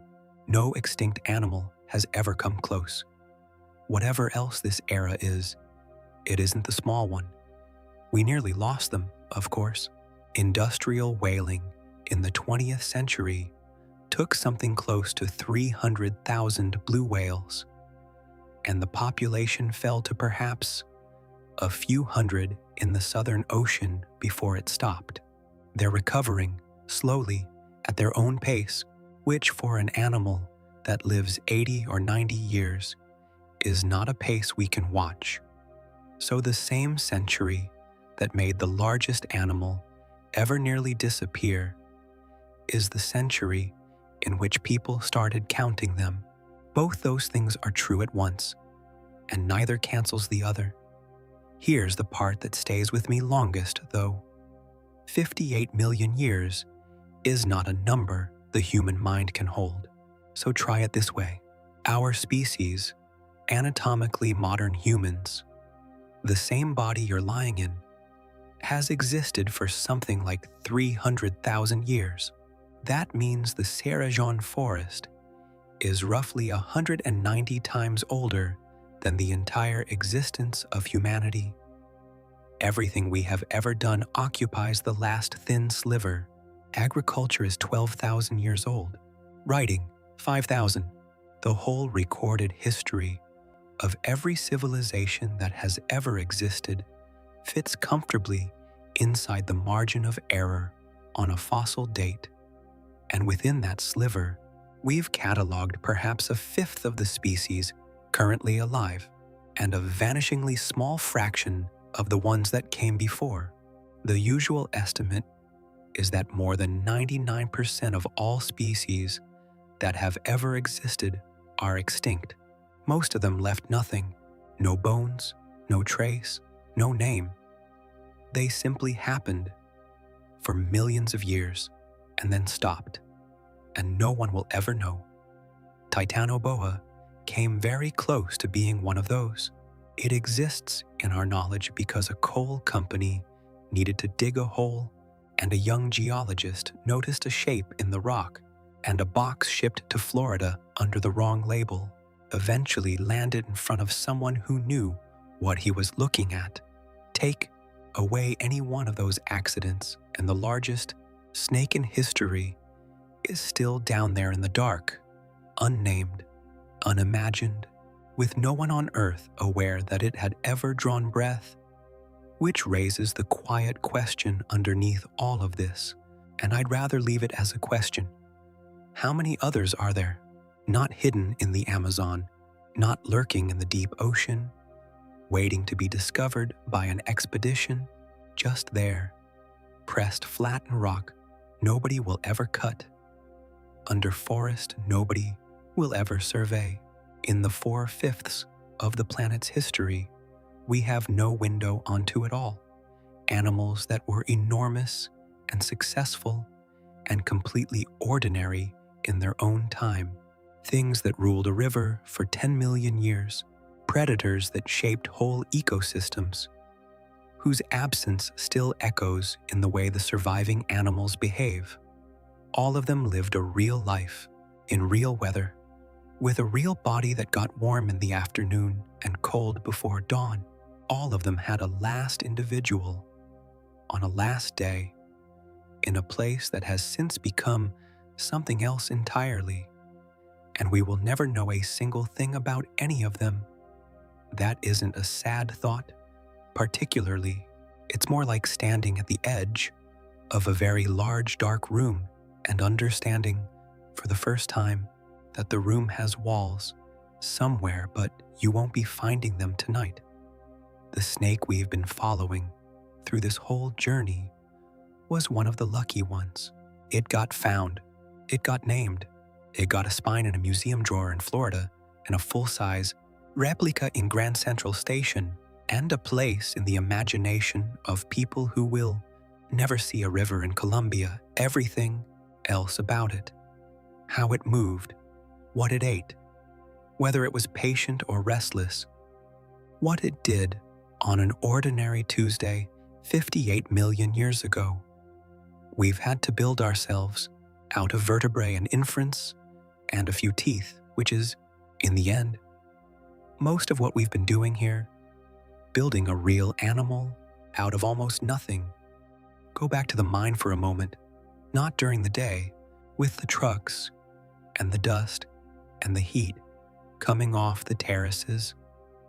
Later, after the shift changes, when the machinery has gone quiet and the desert of La Guajira cools off the way deserts do, fast and completely, and the gray benches of stripped rock sit there under a very large sky.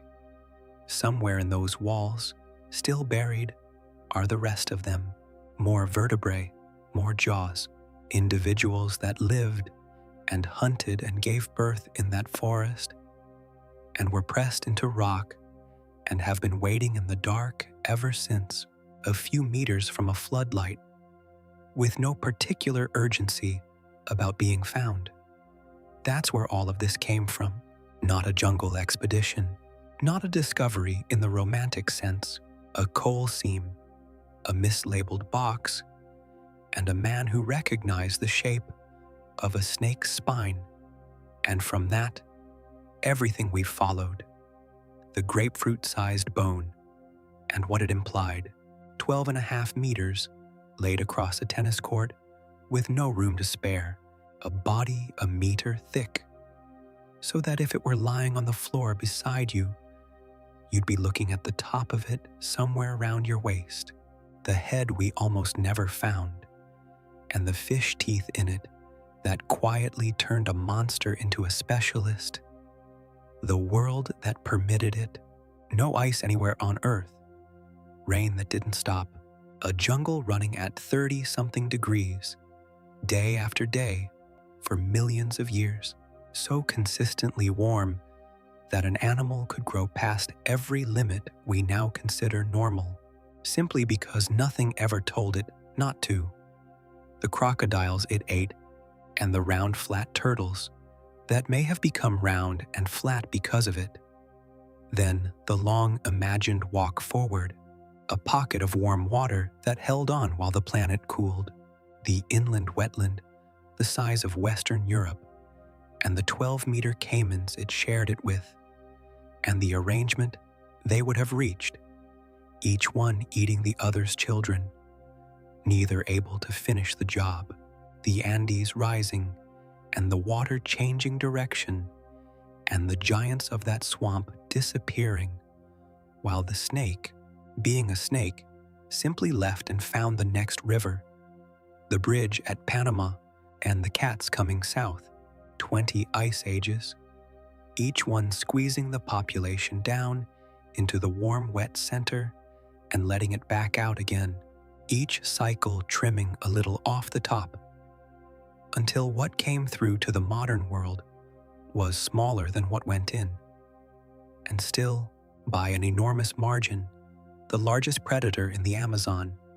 And then that Tuesday, the ferry with its diesel knock, the fence along the waterfront that nobody looks at anymore, the boat holding mid-channel out of habit, the research platform with its receivers and its chart, and one territory circled twice in pen, and 14 years of records on a single animal, the shape at 200 meters in the last of the light, moving across the mouth of a side channel and taking far too long to finish, the tongue coming out, twice, reading the evening, and the person beside you glancing up, noting it, and going back to their conversation. None of that happened. The thermostat turned down somewhere around 34 million years ago, and it kept turning down, and the animal that was made out of heat did not have a version of itself that worked in the world that followed.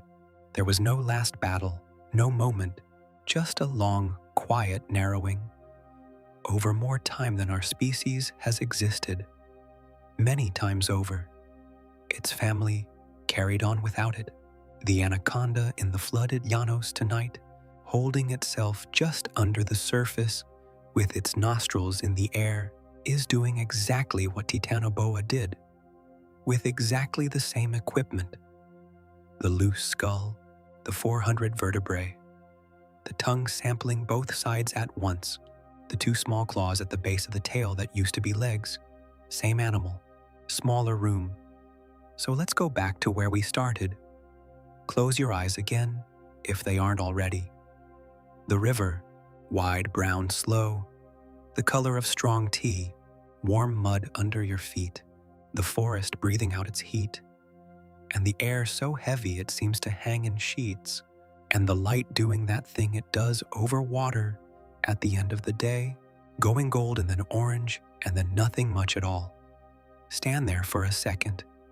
Out in the middle, the surface is flat. There's no ridge of muscle, nothing breaking and sinking and rising again further along, nothing that refuses to end, just water, moving east, the way it has for 10 million years, carrying silt from a mountain range toward an ocean. And that's the strange part, because the river is the same river, the heat is the same heat, the mud under your feet is made of the same forest, dying and falling and rotting down, the way it did when there was something enormous lying in that channel. The stage is still standing. It's only the animal that's gone. You could stand on that bank tonight and look at the water, and there would be nothing there to see. And 58 million years ago, you could have stood in almost exactly that spot, and there would have been. And neither version of that riverbank knows about the other. That's the whole thing, really. Not a lesson, just a fact about time that's very hard to hold on to. The world we're in is one frame. It feels complete because it's the only one we've been given, and everything in it looks like it was always meant to be there. The jaguar on the bank, the caiman in the shallows, the anaconda under the water hyacinth. And underneath that frame, there are thousands of others, stacked up, most of them empty of anything we'd recognize, most of them containing animals nobody will ever name. Somewhere down there is a warm afternoon in the Paleocene, with a snake lying in the shade of a bank overhang, digesting in absolutely no hurry, entirely unaware that it is the largest thing of its kind that will ever exist. It didn't know. It just lay there in the heat. And if you'd like another journey like this one, the channel will be waiting. For now, though, let the room be quiet. Let the river run east. Let the light go out of it, slowly the way it does. The mud stays warm long after the sun has gone. The frogs start up all at once, in their thousands. Something moves in the shallows, and it isn't anything at all. And somewhere in a coal seam in northern Colombia, under a floodlight, a few meters of stone away from a machine that isn't running, the rest of them are still waiting. They're in no hurry either. They've waited 58 million years. They can wait a little longer.